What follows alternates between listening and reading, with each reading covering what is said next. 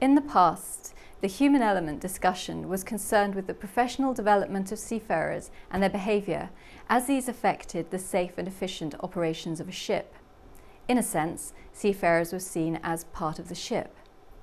Now, seafarers are seen as a separate and unique element with intrinsic value and with their own requirements, namely human, social and employment rights. So the discussion of the human element has moved on to the discussion about human rights.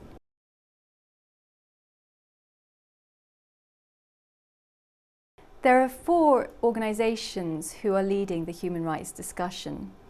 The International Labour Organization established the Maritime Labour Convention, which came into force in August 2013.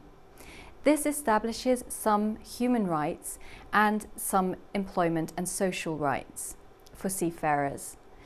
Human rights in the convention include the right to association, the abolition of forced labour, and some social and employment rights include access to welfare, access to well-being and communications facilities at ports, and access to a complaints procedure.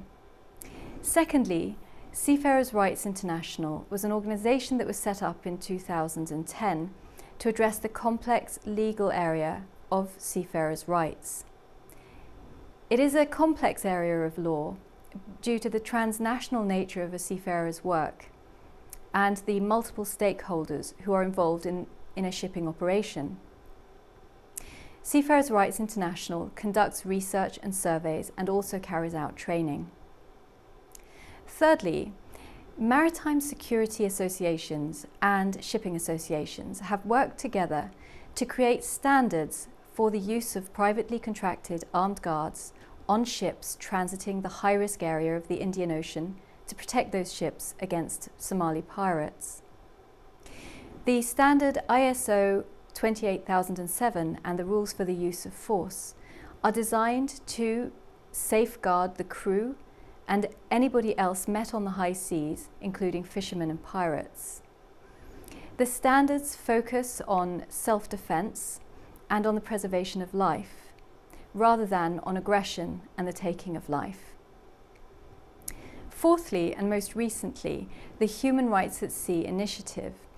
This aims to introduce to maritime businesses the UN's guiding principles on human rights and business.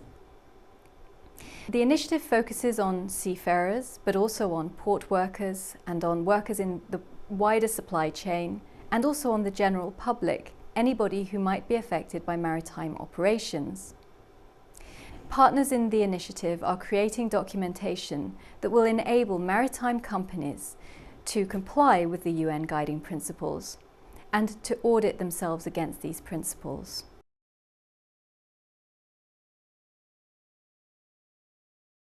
The argument for human rights in business is that by protecting human rights, business is protecting its reputation and its sustainability. These days, some investors will refuse to do business with companies that are associated with human rights abuses. One example is the Norwegian Pension Fund, which has a blacklist on its website of companies that it will not work with. Social media and the internet have been powerful instruments both for hurting reputations and for effecting change.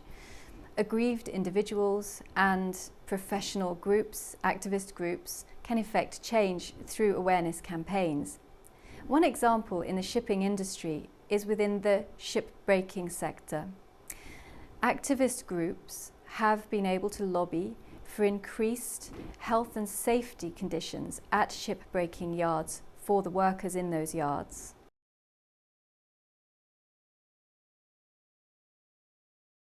The next area I expect there to be some action in is with regards to maritime investigations into incidents where there has been a loss of life. There's a groundswell of anger and concern among individuals and professional bodies, and their main concerns are that there is a lack of transparency, that there is a lack of accountability with regards to the companies and the authorities involved, and that there is a lack of rigour in these investigations. Insurers are supportive of this move. and I would expect maritime experts to come into the field to offer assistance to independent investigations.